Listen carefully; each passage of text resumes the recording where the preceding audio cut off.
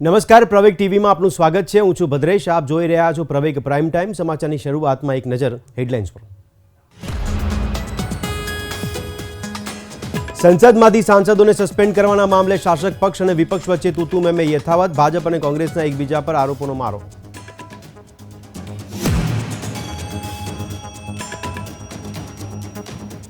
NIA popular front of ઇન્ડિયાના 5ની કરી ધરપકડ। ટ્રાન્સફર વોરંટના દ્વારા વધુ તપાસ માટે કરાઈ ધરપકડ।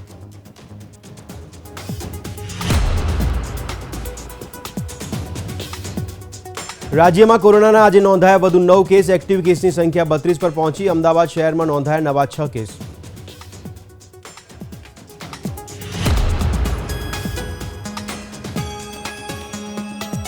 ગીતા જયંતિ પર શિક્ષણ મંત્રી પ્રફુલ્લ પાનસેરિયાએ કરી જાહેરાત। ધોરણ 6 થી 12ના વિદ્યાર્થીઓને ભણાવાશે ભગવદ્ ગીતાના પાઠ।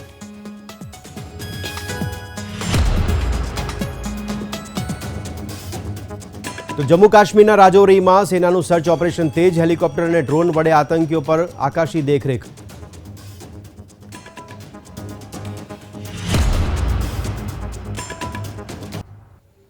અને હવે સમાચાર જોઈએ વિગતવાર। ઉપરાષ્ટ્રપતિ જગદીપ ધનખડની મિમિક્રી મામલે રાજકારણ ગરમાયું છે। ભાજપના રાષ્ટ્રીય પ્રવક્તા સંબિત પાત્રાએ કોંગ્રેસના સાંસદ રાહુલ ગાંધીની ટિપ્પણી પર જવાબ આપ્યો હતો। તેમણે કહ્યું કે ભારતના ઉપરાષ્ટ્રપતિની નકલ કરવી એ ખૂબ જ શરમજનક બાબત છે।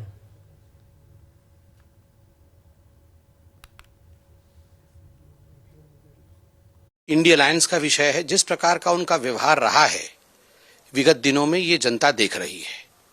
पार्लियामेंट में भी और पार्लियामेंट के बाहर भी घमंड झलकता है, एरोगेंस झलकती है। मुझे आश्चर्य होता है 5 राज्यों के नतीजे आए हैं, चुनावों के नतीजे आए हैं। जनता जनार्दन में, छत्तीसगढ़ में, मध्य प्रदेश में, राजस्थान में कांग्रेस पार्टी और उनके अलायंस को जवाब दिया है। जो भी आज जंतर मंतर में राहुल जी बता रहे हैं वो उस हताशा का नतीजा है। वाइस प्रेसिडेंट ऑफ इंडिया, उनकी जिस प्रकार से मिमिक्री की गई है, उनको बॉडी शेमिंग किया गया है, क्या ये मोहब्बत की दुकान है या ये नफरत की दुकान है? ઉપરાષ્ટ્રપતિ જગદીપ ધનખડની મિમિક્રીનો વિવાદ શમવાનું નામ નથી લઈ રહ્યો। આ મુદ્દે પક્ષ અને વિપક્ષના નેતાઓના નિવેદનો સામે આવી રહ્યા છે। ત્યારે હવે કાયદા મંત્રી અર્જુન મેઘવાલે આ ઘટનાને નિંદનીય ગણાવી છે। તેમણે કહ્યું કે રાહુલ ગાંધી વિડીયો બનાવી રહ્યા હતા અને મજા માણી રહ્યા હતા।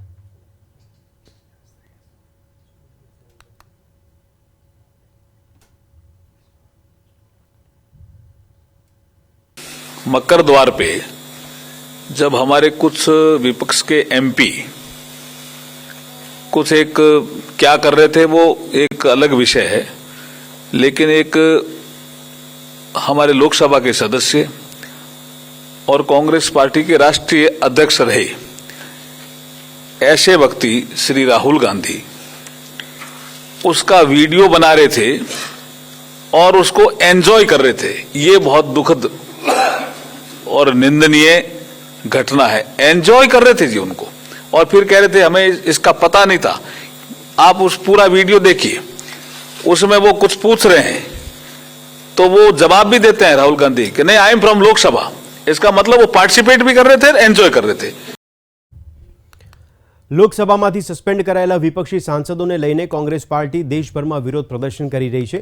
કોંગ્રેસના કાર્યકરોએ શ્રીનગરમાં વિરોધ કરતા જોવા મળ્યા હતા। આ કાર્યકર્તાઓએ શ્રીનગરમાં પાર્ટી કાર્યાલયની બહાર સૂત્રોચ્ચાર કરતા અને બેનરો પકડતા જોવા મળ્યા હતા। ये जो इन्होंने सस्पेंड किए हमारे इस मुल्क के एमपीज, उनको लाखों लोगों ने चुना है, न कि बीजेपी ने उनको चुना है। जब भी बात करने की कोशिश करते हैं, ऐवान में, पार्लियामेंट है, हाईएस्ट फोरम है हमारे नेशन का, और ये सस्पेंड करते हैं क्योंकि ये मुल्क में पार्लियामेंट में मुर्गे लड़ा रहे हैं और आपस में झगड़े करना पार्लियामेंट में, इससे बुरा वक्त हमने कभी देखा नहीं है। સાંસદોના સામૂહિક સસ્પેન્શન મુદ્દે આજે પણ વિરોધ પક્ષના ધરણા પ્રદર્શન યથાવત રહ્યા। દિલ્હીના જંતર મંતર ખાતે મોટી સંખ્યામાં વિરોધ પક્ષના નેતાઓ એકઠા થયા હતા, જેમાં NCP supremo Sharad Pawar, RJD સાંસદ મનોજ ઝા, કોંગ્રેસના સાંસદો મનીષ તિવારી, મણિકમ ટાગોર, રણદીપ સુરજેવાલા, શશી થરૂર હાજર રહ્યા હતા। આ સિવાય આપ નેતા કુલદીપ કુમાર અને સંદીપ પાઠક, સીપીઆઈ નેતા એ રાજા અને ડીએમકેના સાંસદ તિરુચી સહિત અનેક નેતાઓ જોડાયા હતા। વિરોધ પ્રદર્શનને પગલે આ વિસ્તારમાં મોટી સંખ્યામાં સુરક્ષા દળો તૈનાત કરવામાં આવ્યા હતા।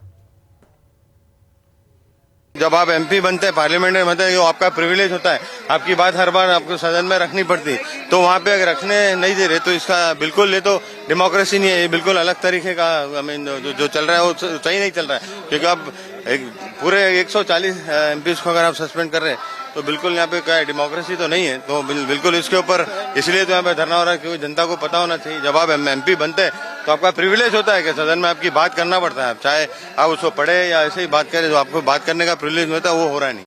इतिहास में पहली बार हुआ है कि 141,000 सांसदों को निलंबित कर दिया गया और उसके साथ साथ सरकार इतनी तानाशाह हो गई, सरकार चाहती है खुद संसद में अकेली रहे, तो ये तानाशाही के खिलाफ लड़ाई है, बाबा साहब अम्बेडकर के संविधान को बचाने की लड़ाई है। और मुझे लगता है कि इस जो ये आज प्रदर्शन होने जा रहा है, इसके बाद से भारतीय जनता पार्टी की नींवें हिलने शुरू हो गई है, क्योंकि इंडिया गठबंधन की पहला प्रदर्शन होने जा रहा है, यहाँ से शुरुआत होने जा रही है।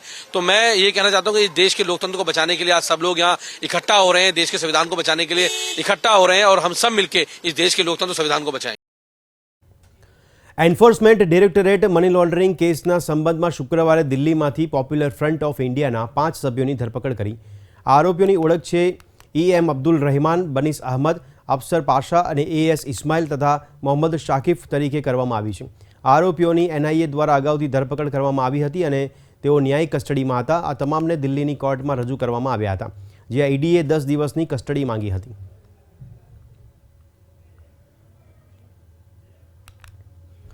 અમદાવાદ શહેરમાં કોરોના કેસમાં સતત વધારો થઈ રહ્યો છે, ત્યારે આજે વધુ 6 કેસ કોરોનાના નોંધાયા છે, જેમાં 4 પુરુષ તેમજ 2 મહિલા કોરોના પોઝિટિવ કેસ સામે આવ્યા છે। આ તમામ ટ્રાવેલિંગ હિસ્ટ્રી ધરાવતા દર્દીઓ છે, જેમાં એક દર્દી સિંગાપોર અને એક દર્દી પૂનાથી આવ્યા હતા। હાલમાં અમદાવાદ શહેરમાં 18 જેટલા એક્ટિવ કેસ જોવા મળી રહ્યા છે। તમામ દર્દી હાલમાં હોમ આઇસોલેશનમાં રાખવામાં આવ્યા છે। જે પણ દર્દીને હોસ્પિટલમાં દાખલ કરવામાં આવે તો તેના માટે EMC દ્વારા SVP તેમજ EMC સંચાલિત તમામ હોસ્પિટલમાં કોરોના બેડ તૈયાર કરવામાં આવ્યા છે। અમદાવાદ મ્યુનિસિપલ કોર્પોરેશનના વિસ્તારમાં હાલમાં કોવિડના 18 એક્ટિવ કેસીસ રિપોર્ટ થયેલા છે।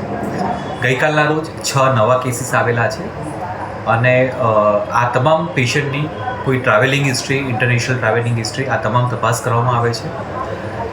જે પેશન્ટ એડમિટ થયેલા છે, જે પેશન્ટ ડાયગ્નોઝ થયેલા છે, એ તમામ પેશન્ટ પશ્ચિમ વિસ્તારના છે। કોર્પોરેશન દ્વારા આવા કોઈ પણ ટેસ્ટિંગ માટે અથવા એડમિશન માટે જરૂરી વ્યવસ્થા કરવામાં આવેલી છે। ટેસ્ટિંગ માટે તમામ હોસ્પિટલમાં હાલમાં અત્યારે ટેસ્ટિંગની કામગીરી ચાલી રહી છે અને SVP ખાતે આવો કોઈ પણ પોઝિટિવ પેશન્ટ હોય તો SVP ખાતે આ પેશન્ટને એડમિટ કરી શકાય તે પ્રકારની વ્યવસ્થા પણ કરવામાં આવેલી છે। સાથે સાથે જે કોઈ પોઝિટિવ પેશન્ટ આવે તેનું જીનોમ સિક્વન્સિંગ થાય તે પ્રકારની પણ કાર્યવાહી કોર્પોરેશન દ્વારા ચાલુ કરવામાં આવે છે। દેશમાં કોરોનાનું સંક્રમણ વધી રહ્યું છે, ત્યારે રાજ્યમાં પણ સતત પોઝિટિવ કેસમાં વધારો જોવા મળી રહ્યો છે। ભારત સરકારના ministry of health and family વેલફેરના આંકડા પર નજર કરીએ તો આજે સતત બીજા દિવસે કોરોનાના કેસ વધવામાં ગુજરાત દેશમાં ચોથા નંબરે છે। કાલ કરતાં આજે નવા 9 કેસ સામે આવ્યા છે અને કુલ એક્ટિવ કેસની સંખ્યા 32 પર પહોંચી છે।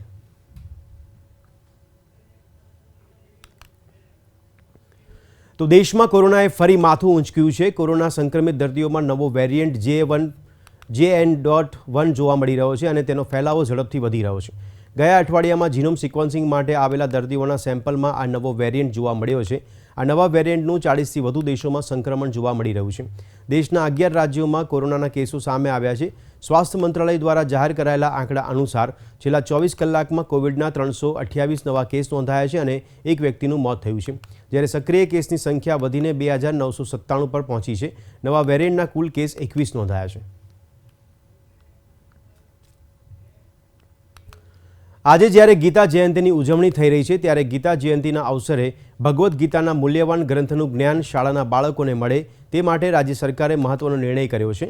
રાજ્ય સરકારની તમામ શાળાઓમાં ધોરણ 6 થી 8માં ભગવદ્ ગીતા ભણાવવામાં આવશે, જેના માટેનો અભ્યાસક્રમ આજે જાહેર કરવામાં આવ્યો છે। ગીતા જયંતીના અવસરે આજે શિક્ષણ મંત્રી કુબેર ડિંડોર અને પ્રફુલ્લ પાનસેરિયાએ આ મુદ્દે જણાવ્યું કે શ્રીમદ ભગવદ્ ગીતાના સિદ્ધાંતો અને મૂલ્યોને બાળકોના જીવનમાં ઉતારવા માટે ભગવદ્ ગીતાને અભ્યાસક્રમમાં સામેલ કરવાનો નિર્ણય લેવામાં આવ્યો છે। હવેથી તમામ સરકારી શાળાઓમાં ધોરણ 6 થી 8માં આ પુસ્તક અભ્યાસક્રમમાં સામેલ કરવામાં આવશે, જેની કાયદેસર પરીક્ષા પણ લેવાશે। આજે ગુજરાત સરકારના શિક્ષણ વિભાગ દ્વારા આપણા સર્વાંગી શિક્ષણ શ્રીમદ ભગવદ્ ગીતા સિદ્ધાંતો મૂલ્યો ભાગ 1 જે આપણે 6 થી 8ના વિદ્યાર્થીઓ માટે અમલીકરણ આપણે સેકન્ડ સત્રથી મિત્રો કરી રહ્યા છે। મને કહેતા એ બાબતનો આનંદ છે કે આજે ગીતા જયંતિ છે, ગીતા જયંતિના દિવસ પૂરા વિશ્વમાં ગીતા જયંતિની ઉજવણી મિત્રો થઈ રહી છે. એ જ દિવસે આપણે આ ગીતાના સિદ્ધાંતોની મૂલ્યો આપણા વિદ્યાર્થીઓ, આપણા યુવાનો એ જાણે અને એ પ્રમાણેનું જીવન વ્યતીત કરે એના માટેનો આ એક દ્વિતીય પ્રયાસ છે. ગીતા જીવનનું સંગીત છે. એટલે આપણા જે વિદ્યાર્થીઓ છે એ આ જે સર્વાંગી શિક્ષણ અને પૂરક શિક્ષણ એના જીવન માટે છે. એટલે કોઈ માટે આ ઉપયોગી છે અને વ્યક્તિ નિર્માણ, પરિવાર નિર્માણ અને સમાજ નિર્માણ, રાષ્ટ્ર નિર્માણમાં આ ઉપયોગી બનશે એવી હું દરેકને શુભેચ્છા પાઠવું. આવનારા સમયમાં તબક્કાવાર આ ગીતા એ સર્વગ્રાહી બધા જ મિત્રો, બધા જ વિદ્યાર્થીઓ મેળવે એવી મારી અપેક્ષા છે. અને અમારા સરકારી સ્કૂલોમાં અમે ચાલુ સત્રથી એનું અમલીકરણ કરવા જઈ રહ્યા છીએ. ભાજપ સરકારે 1.5 વર્ષ પહેલા શાળામાં ગીતાજીના પાઠ ભણાવવાની વાત કરી હતી. 1 વર્ષ મોડા આખરે ગીતાજીના પાઠ શરૂ કરવામાં આવ્યા છે. આ મુદ્દા પર આમ આદમી પાર્ટીના ગુજરાત પ્રદેશ પ્રમુખ ઈસુદાન ગઢવીએ પોતાની પ્રતિક્રિયા આપી હતી. ભાજપ દર વખતે ચૂંટણી આવે એટલે હવે તો ગીતાજીને પણ લાવે છે. ગીતાજીના પાઠ 1.5 વર્ષ પહેલા ભાજપે કહેલું કે નેક્સ્ટ યરથી અમે ચાલુ કરીશું. ખરેખર તો 1 વર્ષ મોડા ચાલુ કર્યા છે ગીતાજીના પાઠ ભાજપે. ભાજપની સરકાર ચૂંટણી સમયની રાહ જોતી હતી કે શું હતું. ઠીક છે, એનીવે જે પણ હોય, ગીતાજીના પાઠ જે ધોરણ 6 થી 8માં ભણાવવાનું જે નક્કી થયું છે પાઠ્યપુસ્તકમાં, એને આમ આદમી પાર્ટી આવકારે છે. ખૂબ જરૂરી છે અને એટલા માટે જરૂરી છે કે આપણા બાળકોને એ કર્મનો સિદ્ધાંત, ગીતાજીમાં જે ભગવાન કૃષ્ણ અને અર્જુનનો સંવાદ છે એ ન માત્ર સમજવા માટે પરંતુ જીવનમાં ઉતારવા લાયક છે. અને એનાથી આપણી બાળકોની સંસ્કૃતિ, આપણું બાળકનું ઘડતર પણ સારું થશે. પણ એની સાથે સાથે મારે એક નાની સલાહ પણ ભાજપના નેતાઓને આપવી છે કે ગીતાજીના પાઠ સરકારીમાં પાઠ્યપુસ્તકમાં સારું છે, આપણે એડ કરીએ છીએ, પણ તમારા જીવનમાં પણ ઉતાર. ધોરણ 6 થી 8માં ભગવદ્ ગીતા ભણાવવામાં આવશે તેવો રાજ્ય સરકારે નિર્ણય લીધો છે, જેને લઈને કોંગ્રેસ પ્રવક્તા મનીષ દોશીએ પણ પોતાની પ્રતિક્રિયા આપી છે. ભગવદ્ ગીતા એ આ દેશની તમામ લોકોને માર્ગદર્શન આપતો ગ્રંથ છે. તમામ ધર્મ ગ્રંથોની હંમેશા એક પટ્ટી રહી છે, એમાંથી આપણને સારું જીવન કેવી રીતે જીવવું એ કોઈ પણ ધર્મનો હોય, માનવ જિંદગી કેવી રીતે સરળ બનાવી, સારી બનાવી, કઈ રીતે પાલન કરવું અને એનાથી એના નીતિ નિયમોનું પાલન કરવા માટે દરેક ધર્મગ્રંથ આપણને માર્ગદર્શન આપતું હોય છે.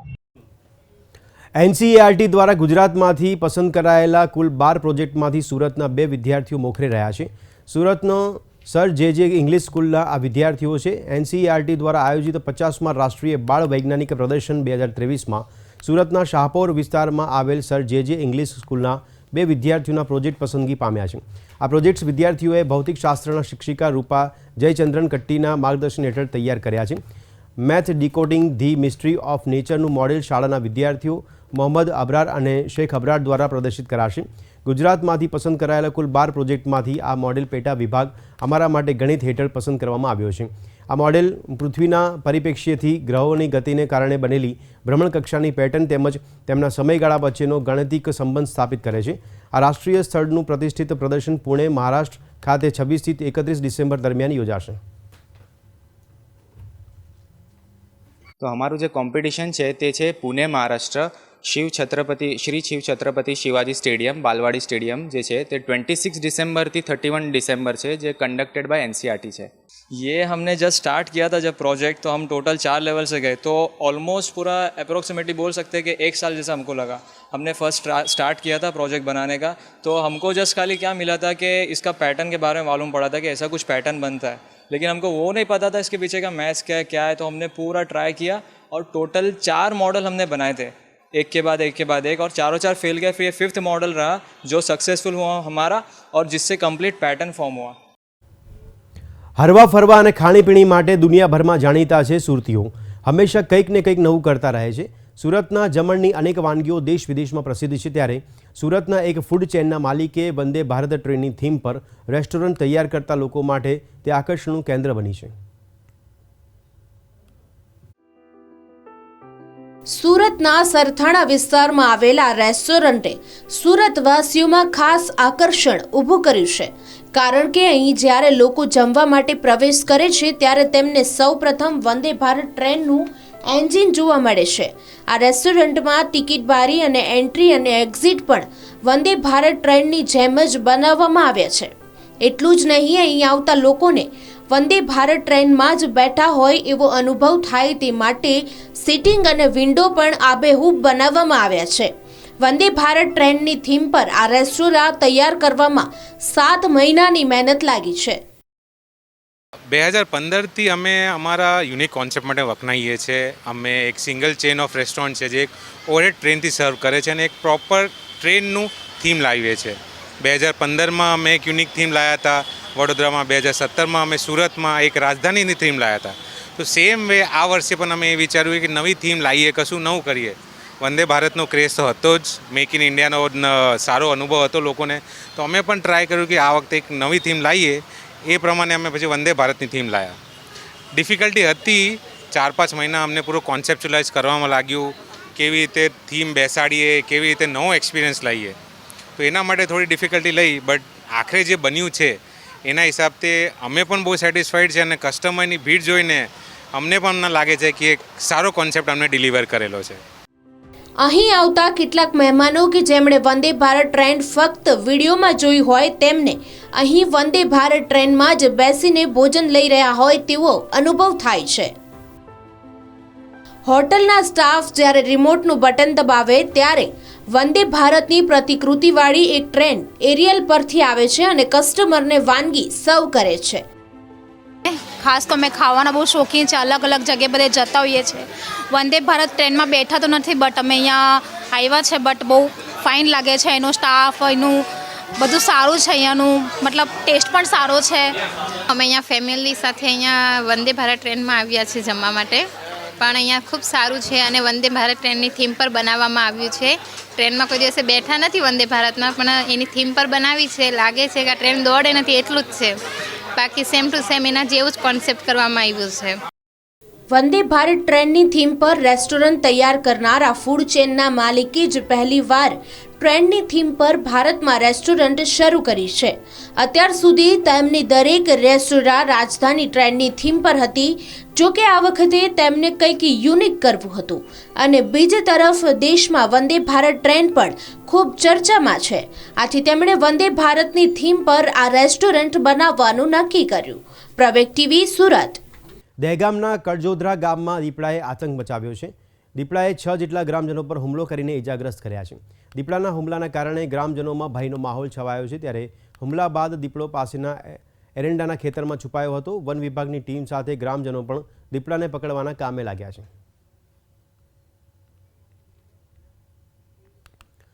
તો આગામી દિવસોમાં ઉત્તરાયણનો પર્વ આવી રહ્યો છે, જેને લઈને બજારોમાં અવનવા પતંગો તેમજ ફિરકી અને માંજાનું વેચાણ શરૂ થઈ ગયું છે. ત્યારે ઉત્તરાયણના તહેવારમાં કોઈ અઘટિત ઘટના ન બને તે માટે ઉત્તરાયણના પર્વ પર અગાઉ સુરત શહેર પોલીસ એક્શનમાં આવી ગઈ છે, જેથી સુરત શહેર પોલીસ દ્વારા ભાગળ વિસ્તારમાં આવેલ ડબગરવાડ ખાતે સરપ્રાઇઝ ચેકિંગ હાથ ધરવામાં આવ્યું હતું, જેમાં પ્રતિબંધિત ચાઇનીઝ માંજાના વેચાણ પર પોલીસ દ્વારા બાદ નજર રાખવામાં આવી રહી છે.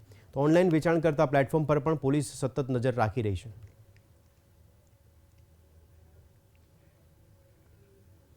અમદાવાદ મ્યુનિસિપલ કોર્પોરેશન દ્વારા સિંગલ યુઝ પ્લાસ્ટિક ઉપર પ્રતિબંધ મૂકવામાં આવ્યો છે. આ બાબતે કોર્પોરેશન દ્વારા પ્લાસ્ટિકનો ઉપયોગ કરતા એકમો પર કડક કાર્યવાહી કરવામાં આવશે. જે પણ કંપનીઓ દ્વારા પ્લાસ્ટિકનું વેચાણ કરવામાં આવતું હશે તેની બહાર સીસીટીવી કેમેરા તેમજ જરૂર પડે તો સિક્યુરિટી પણ ગોઠવવામાં આવશે. કોઈ ફેરિયાઓ કે વેપારીઓ પ્લાસ્ટિકનો ઉપયોગ કરતા જોવા મળશે તો તેમને પણ દંડ ફટકારવામાં આવશે.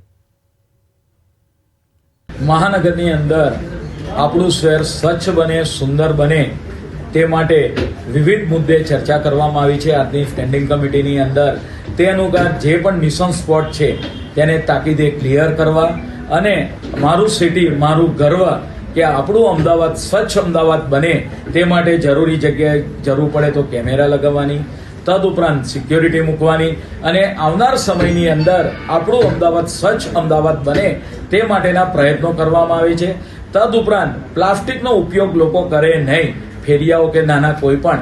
તે માટે પહેલા અત્યારે એકાદ અઠવાડિયા જેટલું 30 ડિસેમ્બર સુધી તેની અવેરનેસ લાવવામાં આવશે અને ત્યારબાદ આ જે પ્લાસ્ટિક ખરીદતા હશે અથવા તો કોઈ પણ વેચાણ કરતું હશે તે એકમો પર પણ તવાઈ કરવામાં આવશે અથવા તો તેને સીલ કરવામાં પણ આવશે અને અમદાવાદને આપણે સાથે મળી આપણે બધા સૌ પ્લાસ્ટિક મુક્ત બનાવીએ. વાઇબ્રન્ટ ગુજરાત સમિટના માધ્યમથી મોરબીના સિરામિક ક્ષેત્રનું ચિત્ર બદલાઈ ગયું છે. મોરબી જિલ્લાનું સિરામિક ક્લસ્ટર વિશ્વનું બીજા નંબરનું સૌથી મોટું સિરામિક પ્રોડક્ટ્સનું ઉત્પાદન કરતું ક્લસ્ટર છે. મોરબી જિલ્લામાં અંદાજિત 1000 સિરામિક એકમો આવેલા છે.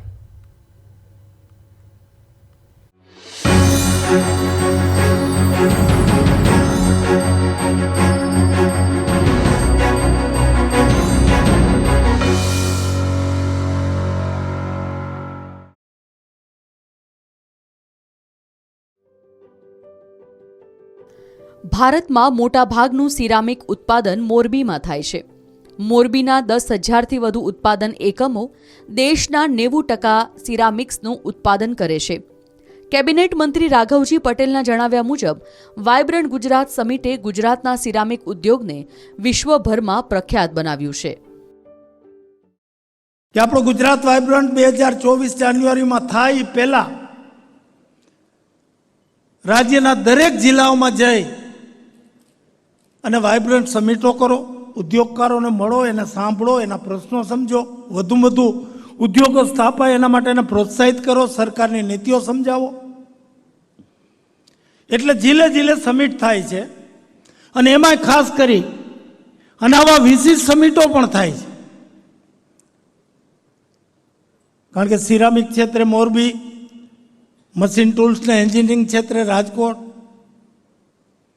દુનિયાભરમાં આગવી નામના ધરાવે, તો હજુ વધુ આમાં આગળ વધે. મોરબીમાં વાર્ષિક ₹48,000 કરોડના સિરામિક્સનું ઉત્પાદન થાય છે. આ ઉદ્યોગ 4 લાખ લોકોને રોજગારી પૂરી પાડે છે. સિરામિક ઉદ્યોગના કર્મચારીનું કહેવું છે કે માત્ર ગુજરાતમાં જ નહીં પરંતુ અન્ય રાજ્યોમાંથી પણ લોકો સિરામિક ઉદ્યોગમાં કામ કરવા અને रोजी-रोटी मेड़वा मोरबी आवी रहा है. काफ़ी सालों से ये सिरामिक लाइन में जुड़ा हूँ. मेरा परिवार भी पहले से इसमें जुड़ा हुआ है. मेरे जैसे काफ़ी लोगों को यहाँ पे रोजी रोटी मिल रही है. अकेले गुजरात के नहीं, बाहर से भी काफ़ी लोग आके यहाँ पे रोजी रोटी मिल के अपना अच्छा काम कर रहे हैं. भारतनी सिरामिक निकासમાં ગુજરાત મોખરે છે. ભારતમાંથી કુલ સિરામિક નિકાસ $2.47 મિલિયન છે. તેમાંથી માત્ર ગુજરાતે $2.18 મિલિયન યોગદાન આપ્યું છે. મોરબી સિરામિક એસોસિએશનના પ્રમુખ વિનોદ ભાડજાનું કહેવું છે કે વાઇબ્રન્ટ ગુજરાત સમિટની શરૂઆતથી મોરબી સિરામિક ઉદ્યોગને ઘણો ફાયદો થયો છે અને આનો શ્રેય રાજ્યના તત્કાલીન મુખ્યમંત્રી નરેન્દ્ર મોદીને જાય છે. वाइब्रेंट गुजरात से जो शुरुआत की थी देश के वड़ा प्रधान श्री नरेंद्र भाई मोदी साहब ने, तो आज जो गुजरात वाइब्रेंट हो रहा है उससे मोरबी सिरामिक उद्योग को काफ़ी फ़ायदा होने वाला है. और बात करें मोरबी सिरामिक उद्योग की, तो आज विश्व में 2nd लार्जेस्ट मोरबी सिरामिक उद्योग है. ગુજરાતનો સતત વિકસતો સિરામિક ઉદ્યોગ આંતરરાષ્ટ્રીય સ્તરે ભારતના ઉજ્જવળ ભવિષ્યની ઝલક દર્શાવે છે. બ્યુરો રિપોર્ટ, પ્રવેગ ટીવી.